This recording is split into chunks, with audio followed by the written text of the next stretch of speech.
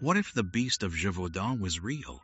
If you are new to this channel, subscribe for a new story every night at 8 p.m. Mountain Time. Let's get into tonight's case.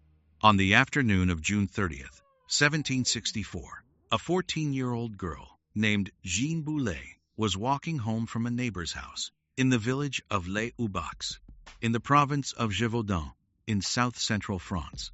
The path wound through a clearing between two stands of pine. Jeanne never made it home. Her body was found that evening by a farmer. The throat had been torn out.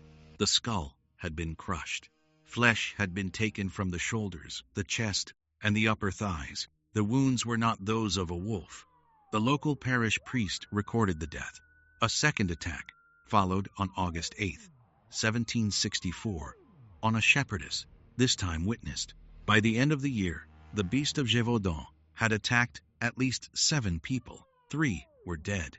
The province was in the first months of a 3-year reign of terror that would shake the French royal court at Versailles. The attacks between 1764 and 1767 followed a pattern that no wolf in the historical record of European predator attacks had ever followed. The beast hunted alone. Wolves almost never hunt adult humans, and almost never hunt alone. The beast struck in broad daylight. The beast came into cleared fields. The beast came into the open, sometimes within sight of villages.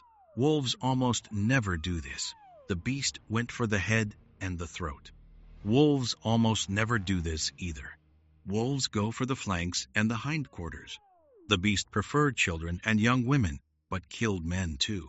The beast was repeatedly described as the size of a small calf, with a broad chest, a long tail, sometimes said to have a mane, sometimes said to have a series of dark stripes along the back.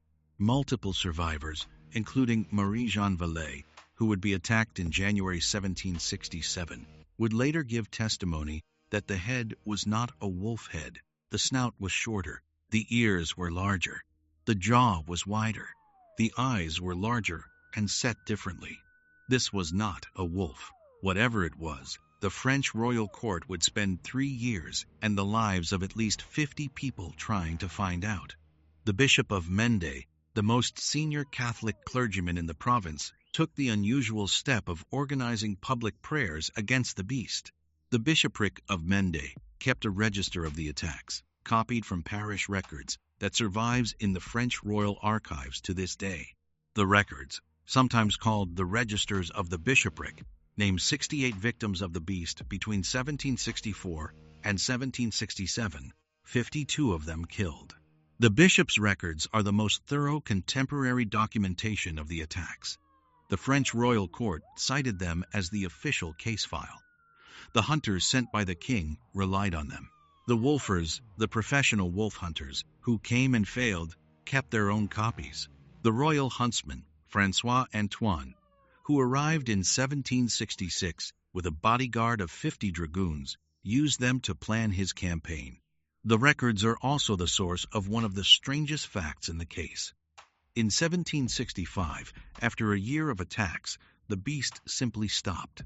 For several months in the autumn of 1765 and the winter of 1766, the attacks ceased. The province relaxed.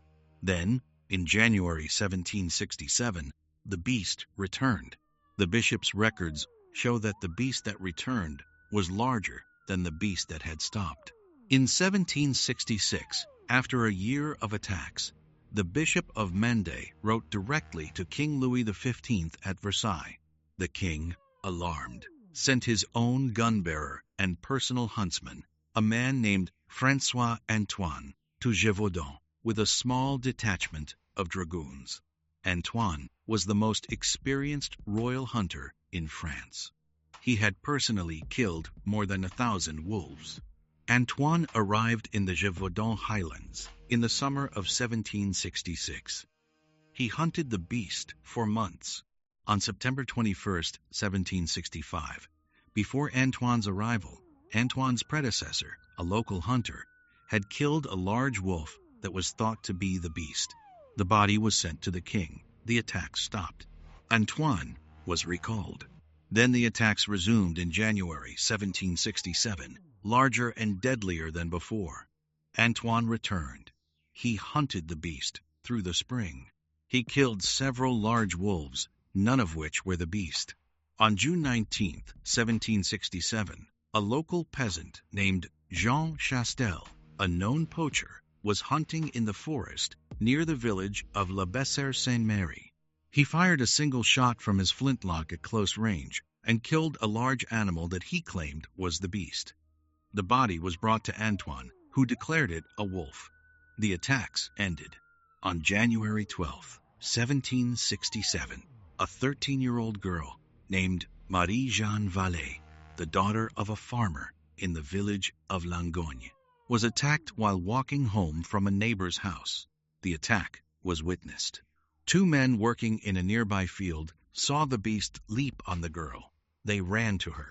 The beast released Marie-Jeanne and fled. Marie-Jeanne was carried to the village. Her injuries were severe. Her face and neck were bitten through. Her clothing was shredded. She survived. Her testimony, taken by the parish priest and later copied into the bishopric of Mende records, is the most detailed eyewitness description of the beast by a survivor. Marie-Jeanne said the beast was not a wolf. The head, in her account, was too large for the body, with a short snout and wide-set eyes. The chest was broad. The fur was reddish-brown, with darker stripes along the back.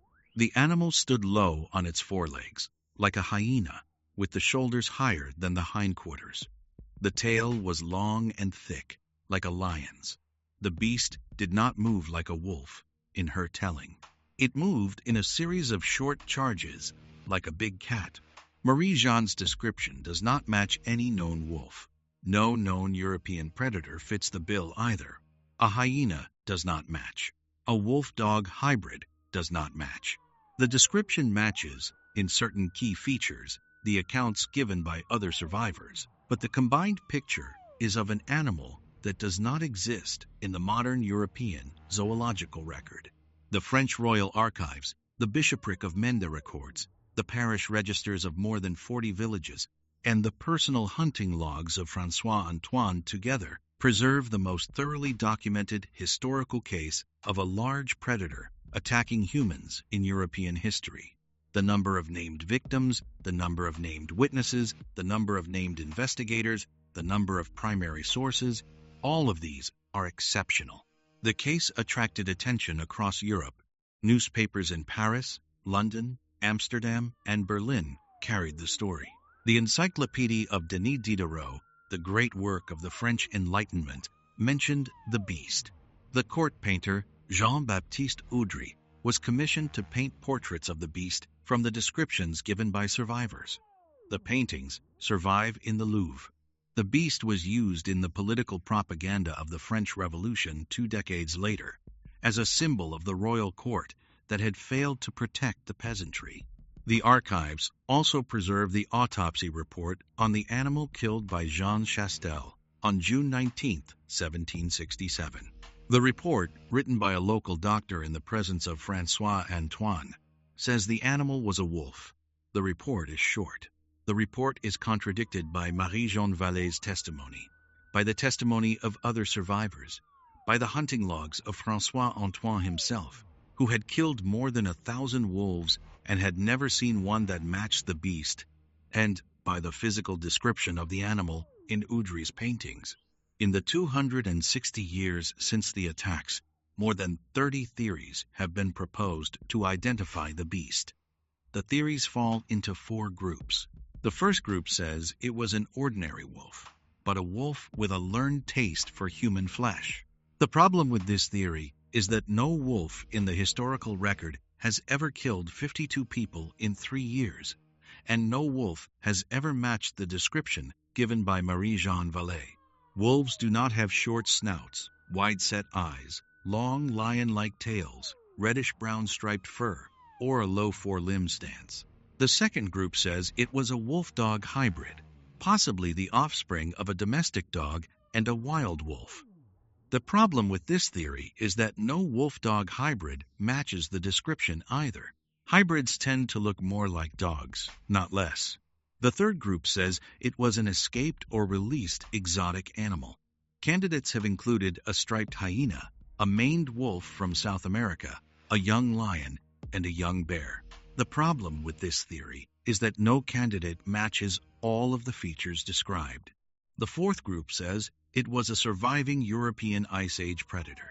Candidates have included the cave hyena, the cave lion, and the saber-toothed Homotherium, all of which were extinct in Europe by the end of the last Ice Age, more than 10,000 years before the attacks.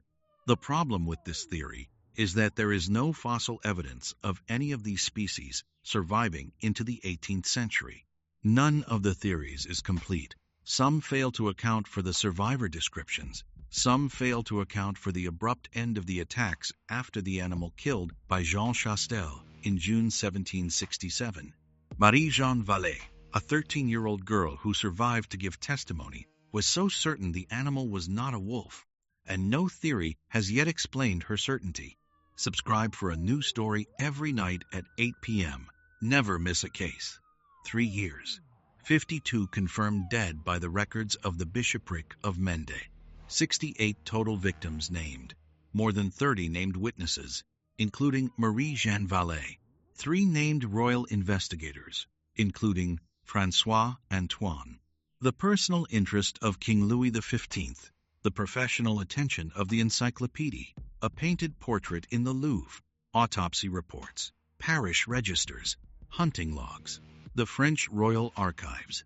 The Beast of Gévaudan is the most thoroughly documented historical case of a large predator attacking humans in European history. The case is 260 years old. The beast has never been identified. The theories do not match. The archives do not close the case. So tonight, the question is the same question that has been asked for 260 years. What was the Beast of Gévaudan? Are the answers we have wrong? Is it possible that there was a predator in the highlands of central France in 1764 that does not exist in the modern European zoological record? Marie-Jeanne Vallée, who survived to give her testimony, was certain the animal was not a wolf. Should we believe her? The case is open. The archives are open. The answer is not.